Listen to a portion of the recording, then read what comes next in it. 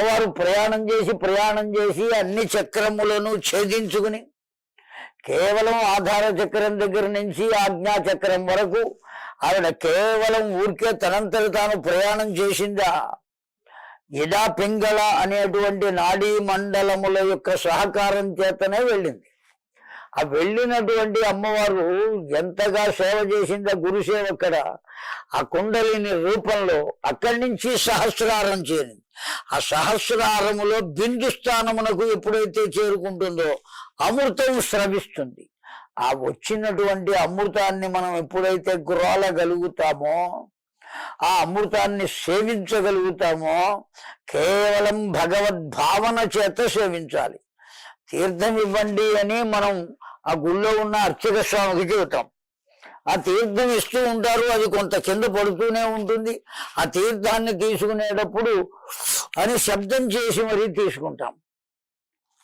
శబ్దము చేశామా మరు జన్మలో రాక్షసులమై పుడతాము అని శాస్త్రవచనం. కనుక తీర్థం తీసుకునేటప్పుడు శబ్దం కాకూడదు.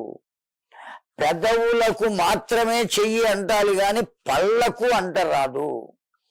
ఆ లోపలికి వెళ్ళాలి. ఆ తీర్థం ఎప్పుడైతే ఆ తీర్థాన్ని సేవిస్తావో వెంటనే కలిగేటువంటిది భగవద్ అనుగ్రహం.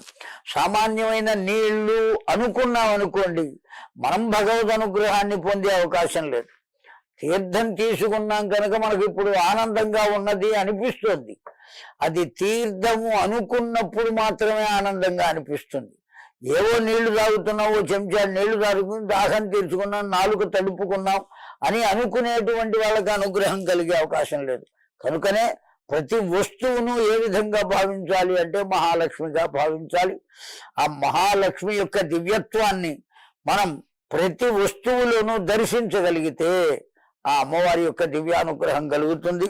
ఆ అనుగ్రహాన్ని మనం అందరం కూడా పొందాలి అని భావిస్తూ ఈ రోజున మనం ఆ మహాలక్ష్మీదేవిని ఇప్పుడు చెప్పుకున్నాం. కేవలం కూర్చునో నిలబడు ఆ తల్లి చేతిలో ఒక పాత్ర తీసుకుని ఆ ఒలకపోస్తున్నటువంటి రూపాయి బిళ్ళల చిత్తరువులో ఉన్నటువంటి లక్ష్మీదేవి అనుకునే ఆవిడ మాత్రమే లక్ష్మీదేవి కాదు.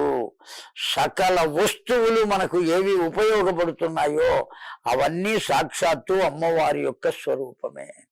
మనం కూర్చున్నామంటే కూర్చునేటువంటి కుర్చీ ఉన్నది, ఆ కుర్చీ కూడా అమ్మవారి యొక్క స్వరూపమే. ఆ స్వరూపం వల్లనే కూర్చున్న వాళ్ళను కింద పడకుండా చూస్తున్నది ఆ తల్లి. కనుక ఉపయోగించుకునే ప్రతి వస్తువుని అమ్మవారుగా ఎప్పుడైతే భావిస్తామో ఆ అమ్మవారి రూపమే లక్ష్మీ స్వరూపం అని వాటినన్నిటినీ కూడా సంపదలుగానే మనం భావిస్తూ ఈ రోజున మహాలక్ష్మిని పరిపూర్ణంగా అర్చించుకున్నాం.